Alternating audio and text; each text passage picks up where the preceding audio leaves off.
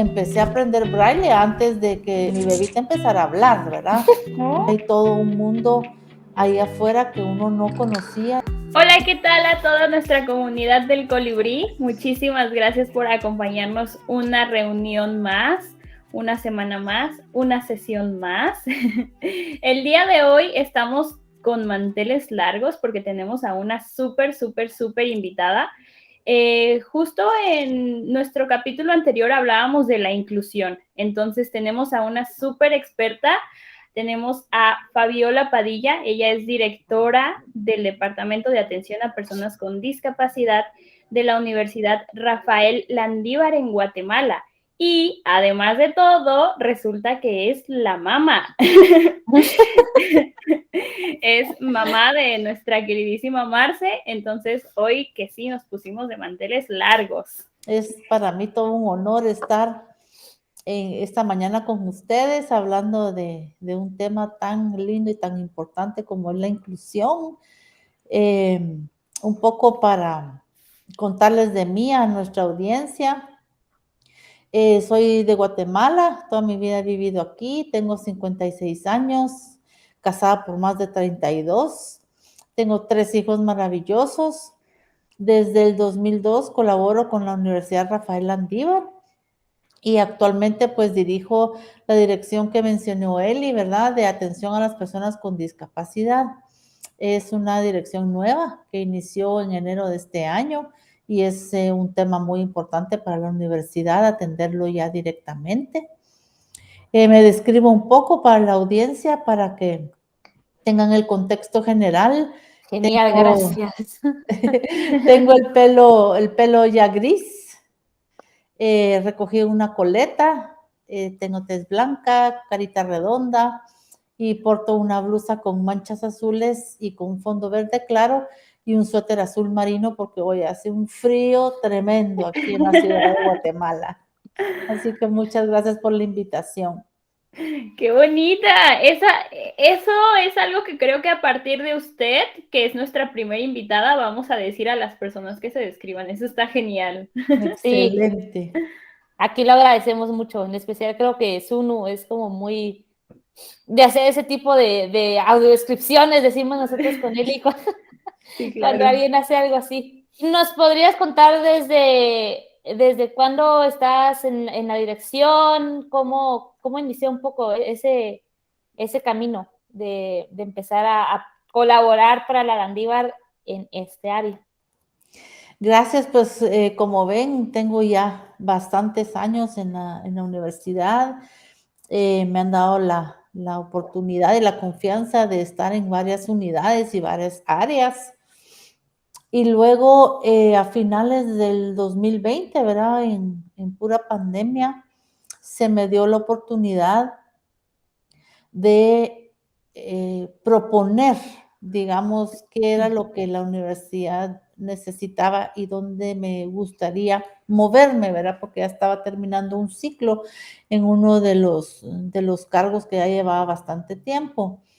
Entonces, lo primero que se me vino a la mente, soy sincera, lo primero que se me vino a la mente es necesitamos un centro, una dirección, un departamento, algo para atender directamente el tema de las personas con discapacidad en la universidad, ¿verdad? Habiéndolo vivido directamente desde que estaba yo en la Facultad de Derecho con estudiantes con discapacidad visual y luego haberlo vivido con Marce, se da uno cuenta la importancia que es atender los problemas directamente. No que la universidad no haya atendido bien, ¿verdad? Porque sí tenemos que admitir que hay tan buena voluntad en todas las personas, siempre son buenas prácticas las que uno puede ir encontrando y los valores que esta universidad inspiran, pues ayuda mucho a que el personal esté muy abierto, digamos, a estos temas, pero sí se ve también, ¿verdad?, en la importancia en que deje de ser un poco de caso concreto y empírico y llegue a ser también un tema de política institucional y de un tema que hay que atender muy directamente. Entonces, ante esa bella oportunidad que se me dio, iniciamos en enero a construir de cero esta temática en la universidad, ya como una manera, digamos, formal de atenderlo y pues con mucha motivación, muchísimos proyectos a futuro, porque hay mucho que hacer en este tema. ¡Qué Y genial! un punto, perdón, un paréntesis, ¿solo le podrías explicar a la audiencia que nos escucha un poco de la Landívar, como con quién tiene relación, para que Latinoamérica entienda de qué universidad estamos hablando, un poco, si podemos dar como algún ejemplo de otro país o que tenga alguna universidad hermana para que también se ubiquen en contexto, por favor? Claro que sí, con muchísimo gusto. La Universidad Rafael Landívar es la primera universidad privada de Guatemala. Ok. Este año está cumpliendo, de hecho, 60 años de fundación y fue algo muy importante para el país. La universidad desde sus inicios es una universidad confiada a la Compañía de Jesús y forma parte de una gran red de universidades confiadas a la Compañía de Jesús en el mundo, ¿verdad? Tenemos en Centroamérica las UCAS, que les llamamos las universidades centroamericanas, tanto en Managua como en El Salvador. En México tenemos la Ibero, la ITESO, La entre ITESO, sí. otras, ¿verdad? En Estados Unidos tenemos al sur también muchísimas universidades que son universidades hermanas, ¿verdad? Y que trabajamos muy bien en red y eso es lo que da también muchísima fortaleza para ir haciendo proyectos e ir construyendo, digamos, ese tejido que se necesita en el nivel de educación superior. Entonces, sí es una universidad con mucha trayectoria, mucha tradición y sí, tiene definitivamente declarada la inspiración cristiana, ¿verdad? Y la visión católica, siempre dentro de su libertad y amplitud para atender realmente a todo el país y a Centroamérica. Uno de los lemas que se ha ido trabajando y que realmente se siente es realmente ser la mejor universidad para Guatemala, ¿verdad? Ser la mejor Ok. universidad de Guatemala siempre es importante, tenemos los rankings y ahí vamos luchando, pero ser la mejor universidad para Guatemala es una de las visiones más importantes. La universidad cuenta con 9 sedes en todo el país, ¿verdad? Porque también atiende el interior del país en regiones en que no son tan privilegiadas como la ciudad capital. El campus central sí está en la ciudad de Guatemala, pero es un proyecto lindísimo, ¿verdad? Porque trata de atender a todas las regiones, dándole también pertinencia a esas regiones en cuanto a lo que ellos necesitan. Entonces, siempre, como decimos, muy orgullosa de ser landivariana. Que también cabe aclarar que es la Universidad de Marce, ¿cierto? Sí. Sí, así es, Ok, así es. ok, ok. Mamá, acaba de decir algo súper importante, es un momento que me da curiosidad. ¿Cuál fue su primer acercamiento con la discapacidad visual? Yo creería que fue con Marce, pero por lo que menciona fue mucho más atrás, ¿cierto? Sí, pues fue curioso ese tema de encontrarme con la discapacidad visual muy indirectamente, pero desde que yo era pequeña. Ok. Tenía dos tíos, uno del lado materno y uno del lado paterno, así que estaba pareja la cosa. El primero era oftalmólogo y trabajaba Ah, muchísimo con el tema desde el punto de vista médico, ¿verdad? ujú. Y el segundo, del lado de mi papá, trabajaba en una institución que daba capacitación a personas ciegas y sordas. Aquí en Guatemala se llama el Comité Pro Ciegos y Sordos de Guatemala. Pero lo importante de esto para mí fue que ambos siempre transmitieron una concepción muy positiva de las personas con discapacidad visual. Siempre hablaban y se referían a ellas como personas, ¿cómo decirles? Que el mensaje era de la integralidad de la persona, de que eran capaces de hacer muchas cosas. Siempre fue muy positivo. Entonces, digamos que en mi disco duro de formación, no habían aspectos negativos en esta temática. En general, con la discapacidad, tuve la oportunidad de estudiar con un compañero en el colegio que tenía esta enfermedad de distrofia muscular severa. Eh, y lo tuvimos, digamos, en los últimos años de secundaria y fue también sí a vivir mucho más de cerca la importancia de la accesibilidad, de la apertura, del que somos todos diversos, pero somos todos personas, ¿verdad? Entonces, siempre tuve como mucha apertura en esa temática, pero no mucha oportunidad en lo directo, hasta que sí, efectivamente, nació Marce, ¿verdad? Que fue un contacto ya muy directo desde su nacimiento y que me motivó a entrar de lleno en el tema, ¿verdad? Ok. Porque desde ese momento, así que mi experiencia es vasta porque yo siempre considero que cuando uno tiene enfrente algo nuevo, tiene dos opciones, o no hacer nada, o entrarle a informarte para tomar cargo de lo nuevo y realmente verlo en toda su dimensión. Entonces, sí me caracteriza mucho la segunda opción, ¿verdad? Y entonces me entré de lleno a todo.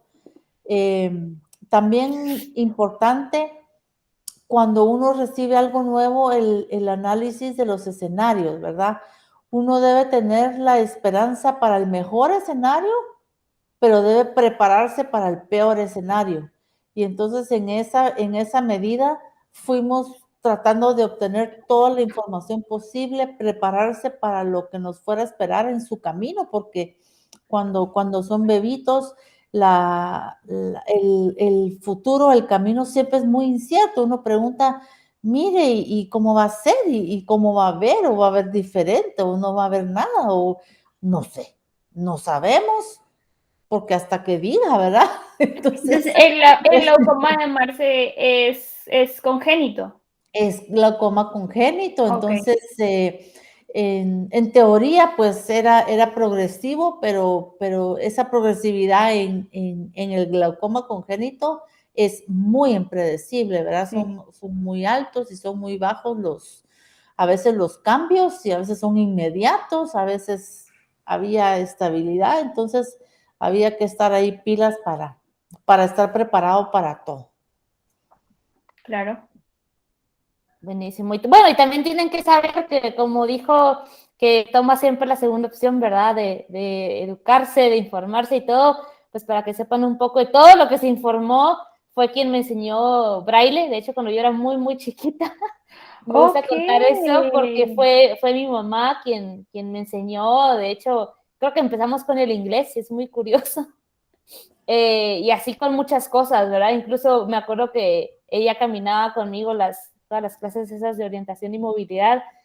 A lo lejos me recuerdo, pero sí, siempre fue la que me acompañaba como a estas cosas. Entonces, creo que eso solo es un ejemplito de todo lo que se informó y todo lo que aprendió para, pues, ahí sí que introducirnos al mundo, como nosotros decimos, de hecho para círculos, pero realmente nos tocó ser cuadrados. Qué genial. Sí. No, y la verdad Sí. es que cuando uno tiene acompañamiento al 100% de alguien tan cercano como en este caso es la mamá, la verdad es que uno simplemente no tiene límites, ¿no? Yo también lo digo un poco desde mi caso, desde mi trinchera, mi mamá también siempre fue la que estuvo como ahí empujándome, y cuando yo sentía así como que no, ya no quiero, no puedo, o me daba ese bajón, ¿no? Ella era la que de no, arriba, y anda, ¿no? Muévete. Entonces, eso también es súper, súper importante, la verdad, la parte del apoyo, de la fuerza, creo que gracias a ustedes, lo digo a usted, mamá, y a mi mamá, por supuesto, que es que somos quienes somos ahora. Ah, no, que va, Exactamente. si uno solo pone un granito de arena, ustedes tienen toda la esencia. Pero es curioso lo que marca Marce en el tema del inglés, ¿verdad? Pero es que tienen que ustedes recordar el contexto de cómo ha cambiado el mundo. Bueno, eso sí. A inicios de los 90, Marce nació en el 94, la tecnología estaba empezando Uy, a si apenas. despegar, empezando. Digamos que la información que yo podía obtener era en inglés, porque el internet Okay. empezaba con los emails. Uno conseguía, digamos, la información de personas que te podían contar del tema, de las páginas en inglés, y se llamaban, eran grupos de correo electrónico donde uno se suscribía y por medio de correo electrónico uno iba ahí charlando con las personas, esperando que, no sé si ustedes seguro ya no sé si se acuerdan, el sonidito de internet por teléfono, literal. Ay, sí. Y así iba toda la información. Entonces las páginas de internet eran pocas realmente los buscadores, pero Sí. estaban en inglés y la información estaba en inglés. Entonces esa fue también mi apuesta, ¿verdad? Es que si no aprende inglés estamos fritos con información porque en español había muy poco, ¿verdad? Ahora ya ha cambiado, ahora ya pues ya tenemos hasta traductores instantáneos y no habría ese problema, pero Sí. en aquellos tiempos había ese problema. Entonces, por ejemplo, como les decía yo, prepararse para el peor escenario, empecé a aprender braille antes de que mi bebita empezara a hablar, ¿verdad? Entonces Oh, me Sí. suscribí al curso y me mandaron por correo, cuando Guatemala todavía tenía correo, Ay, y me sí. mandaban mis libros y mis guías y por correo electrónico mandaba uno sus exámenes y sus pruebas y todo. Fue algo muy interesante, pero un mundo fascinante, ¿verdad? A mí me encantó desde el inicio encontrar que hay todo un mundo ahí afuera que uno no conocía y que da el acceso, ¿verdad? Y que da la comunicación y que estaba ahí, y que estaba ahí. Entonces, pues eso. ok. Qué interesante saber todo esto. Mamá, se me ocurre otra pregunta. ¿Qué es para usted la discapacidad o cómo percibe la discapacidad? Hace una interesante pregunta. Pues mira, dejando a un lado los términos oficiales, legales, formales, que están en todas las convenciones y tratados internacionales, que a mi parecer aún necesitan actualización urgente, Totalmente. ¿verdad? Para mí la discapacidad es provocada cuando el entorno de la persona no está preparada para darle su lugar. Cuando hay barreras de diversa naturaleza, porque no solo hay de infraestructura, ¿verdad? Que impiden el completo desenvolvimiento de alguien por la diversidad de sus características, ¿verdad? Eso es aplicable a cualquier persona porque todos somos distintos, ¿verdad? Todos somos únicos y para mí eso es lo que da la discapacidad. Si fuera un mundo accesible y fuera un mundo pensando en todos, se hablaría mucho menos de estas barreras y de la discapacidad como tal. Ok, excelente respuesta. Exactamente. Y ahorita que decías esto, quizás como compartirle un poco a todos de cómo es tu forma de vivir la inclusión, porque bueno, yo vivo contigo, ¿verdad? Pero me gustaría que les pudieras compartir un poco, porque es sumamente, no sé, notorio y también como de mucho de ejemplo. Entonces, contarle un poco ahí a quienes nos escuchan cómo vivís la inclusión, qué haces, cómo lo haces, qué encontrás por ahí. Sí, sí, pues la inclusión es una filosofía de vida, es una meta, ¿verdad? Es aún en muchos lugares una utopía que alcanzar, porque no es una realidad, no es una realidad, en algunos lugares no lo es al 100 y en algunos lugares en un porcentaje muy bajo, ¿verdad? O en solo algunas ocasiones. Entonces, la inclusión es el ideal de sociedad, es decir, poder percibir y ver que la sociedad está abierta a la diversidad humana es lo que todos queremos algún día realmente ver cumplido, ¿verdad? Entonces, realmente vivir la inclusión, no puedo decirlo. Tal vez en algunos momentos, tal vez hay algunos avances, pero realmente lo que intentamos hacer, tanto en lo personal como en mi trabajo, es promoverla, es darla a conocer, ¿verdad? Porque la palabrita la usa todo el mundo ahí como que fuera propia, pero a Exactamente. la hora de la acción, No cero, todos ¿verdad? la usan. Todo se queda en palabras, en discursos, Sí, en políticas quizás hay, pero hay que verlo realizado, ¿verdad? Y esa es la grada que todavía hay y el trabajo puntual para hacer eso posible realmente es ayudar a derribar las barreras de infraestructura, las barreras actitudinales, las barreras en la tecnología, las barreras en los servicios, ¿verdad? Las barreras en el entorno en general. Lo que acaba de decir me lleva a preguntar qué es lo que están haciendo desde el Departamento de Atención a las Personas con Discapacidad para intentar, porque yo sé que todavía no se logra al 100%, pero para intentar derribar esto. ¿Cómo es que lo hacen? Es decir, ¿sensibilizan a los profes o a la comunidad? ¿O cómo es que lo llevan? Sí, pues hay dos enfoques principales. Uno va hacia realmente sensibilizar, concientizar e informar a la comunidad educativa, ¿verdad? De una manera pues general, dar a conocer los temas, hablar sobre ello, porque uno de los primeros puntos en el tema de la discapacidad es de que deje de ser invisible, ¿verdad? Nosotros como sociedad a veces no queremos voltear a ver lo que nos incomoda, entonces lo hacemos invisible. Entonces tiene que haber una manera de ir hablando del tema e ir informando a todos, porque en la medida en que todos se eduquen sobre esto, ¿verdad? Pasar por esos 3 pasos. Primero sensibilizamos, dense cuenta que hay algo. Luego concientizamos, dense cuenta qué significa esto y luego informamos para que ellos puedan manejar los temas. Y por el otro lado, un enfoque también de un servicio personalizado, porque no hay una persona con discapacidad igual a la siguiente, independientemente de cuál sea su discapacidad. Entonces, estamos trabajando muy fuertemente en poderles atender, primero que conozcan la dirección, porque es nueva, ¿verdad? Y eso ha costado un poco por pandemia, que estamos todavía todos mucho en lo virtual, pero atenderlos desde sus procesos de admisión, ¿verdad? Tratar de hacer esos procesos más accesibles, más abiertos a la inclusión, colaborar y orientarles en también la elección de la carrera, porque son temas que nos cuestan a todos en esas edades al salir del colegio, la escuela o el instituto.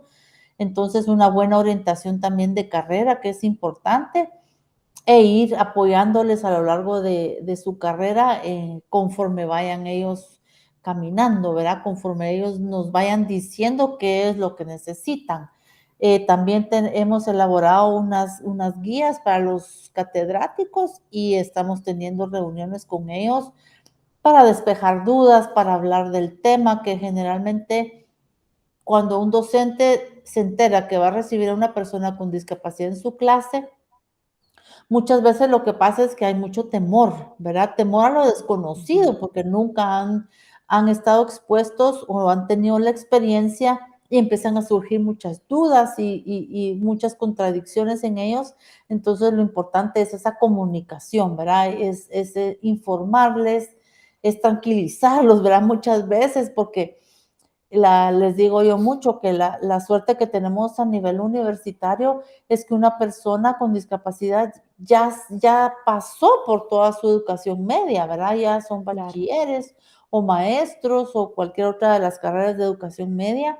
Entonces, ellos prácticamente ya han resuelto muchos de sus problemas para acceder a su educación secundaria. Entonces, ya la universidad, como les digo yo, es la oportunidad de oro que tenemos de potenciar a la persona para que realmente encuentre su camino, logre sus metas educativas y vaya realizando realmente su plan de vida. Entonces, estos dos aspectos son muy importantes, tanto a la comunidad como a personalizar en lo que cada quien nos vaya diciendo que necesita.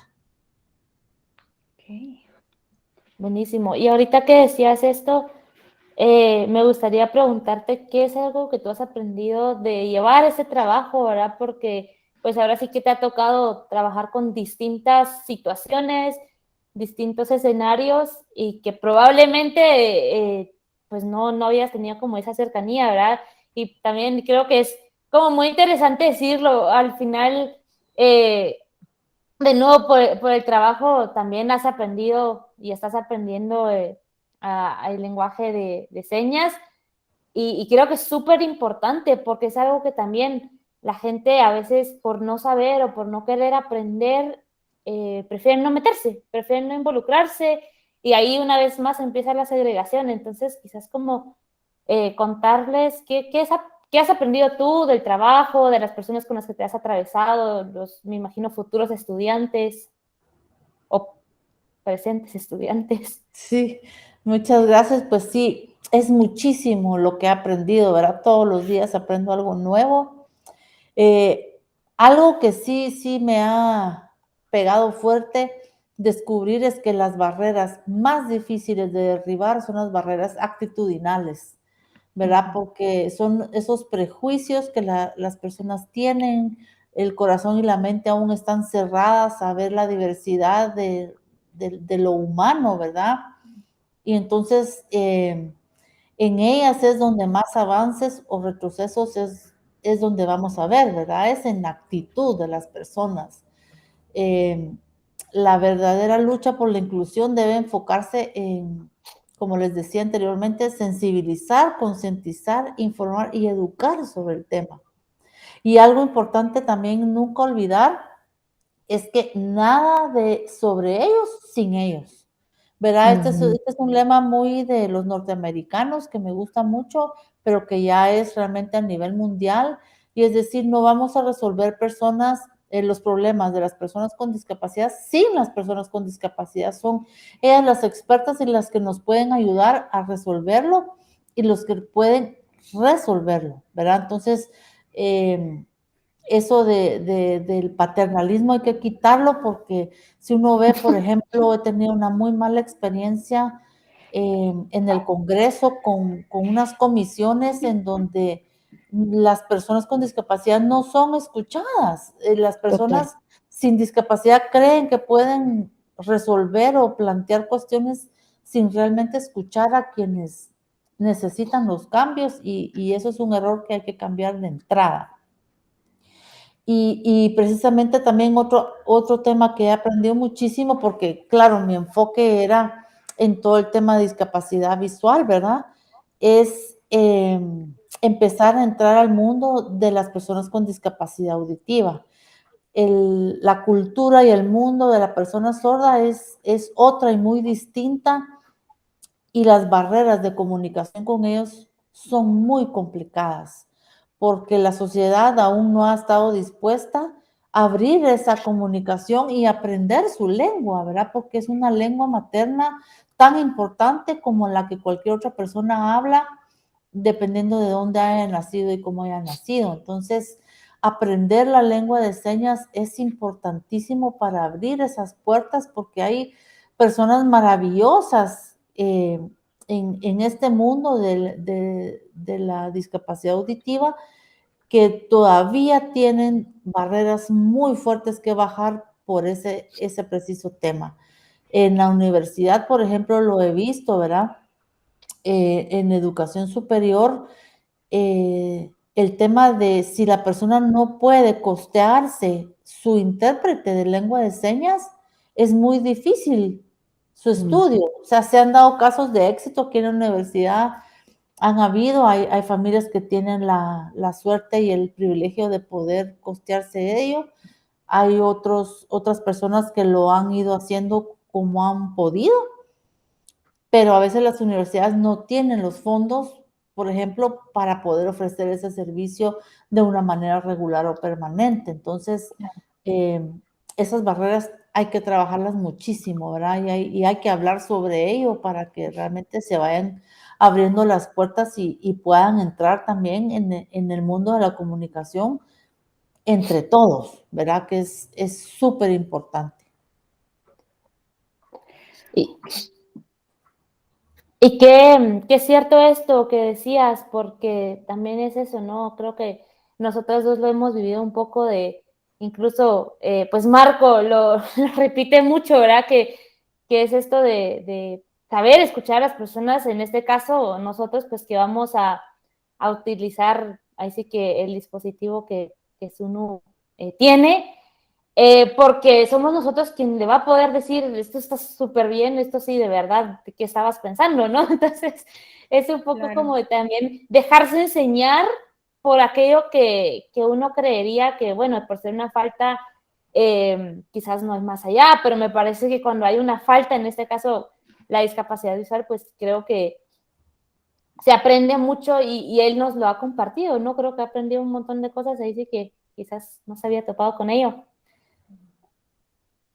Entonces, Eli, no sé si ibas a decir algo, te escuché hablar, perdón. No, no te preocupes, no hay problema. Gracias. Pues realmente, primero que nada, agradecer por esta charla. Lamentablemente el tiempo se nos ha ido rapidísimo. Sí. Yo creo que no va a ser la última vez que la invitemos, definitivamente. Definitivamente vamos a necesitar otras 10 de estas.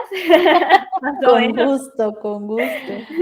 Y para cerrar, mamá, me encantaría que nos regalaran unas palabras, tanto para nuestra comunidad como para las personas que recién están aprendiendo del tema o igual que, como usted dice, ¿no? La palabra está ahí y todo el mundo habla de la inclusión y la inclusión y la inclusión, pero ¿qué es más allá, no? ¿Qué implica más allá? ¿Qué significa? Se me ocurriría tal vez pensar en cómo una persona común y corriente que no está ni en un gobierno, ni en lo alto de una universidad, ni en nada de eso, ¿cómo puede abonar a esto? ¿Qué palabras le regalaría usted a estas personas? Claro que sí, pues a los usuarios de Zuno me encantaría decirles, motivarles a continuar en su camino de independencia, ¿verdad? Porque la independencia es parte imprescindible de nuestro derecho humano a la libertad y a la autonomía. Entonces, en la medida en que sigamos buscando ir avanzando en ello, es donde nuestras vidas se hacen más plenas también, ¿verdad? La vida es una lucha en sí misma, pero cuando está enfocada y sabemos qué es lo que queremos, es cuando nos motiva a no parar. Y a quienes se están acercando al tema por primera vez, les motivo a leer mucho, a aprender, a conversar y a conocer a quienes viven día a día con alguna discapacidad, para que puedan maravillarse con todo lo que nos aporta y contribuye a la diversidad humana. Cada uno de nosotros es único, irrepetible, y en esa singularidad es que todos juntos podemos contribuir a que nuestro mundo sea un lugar donde todos y cada uno sienta que tiene un espacio donde vivir plenamente. Entonces, romper el miedo y conocernos entre todos, ¿verdad? Es mi mensaje. Bien, Qué hermoso y qué bonito. Muchas, muchas gracias, mamá, de verdad, por estar aquí. Y de verdad, yo de mi parte esperaría que no fuera la última. La vamos a volver a invitar, ténganlo por seguro. No, con gusto. Es un gusto estar con ustedes platicando. Bueno, entonces sin más, ya saben, por favor, nos pueden encontrar en cualquier red social, ya sea Facebook, Instagram, Twitter, YouTube. Así que incluso nuestro correo, siempre lo repetimos, es hello@zuno.com. Y pues nos estamos viendo en el siguiente episodio. Muchas gracias a todos por acompañarnos y nos vemos la próxima. Excelente, adiós. Adiós.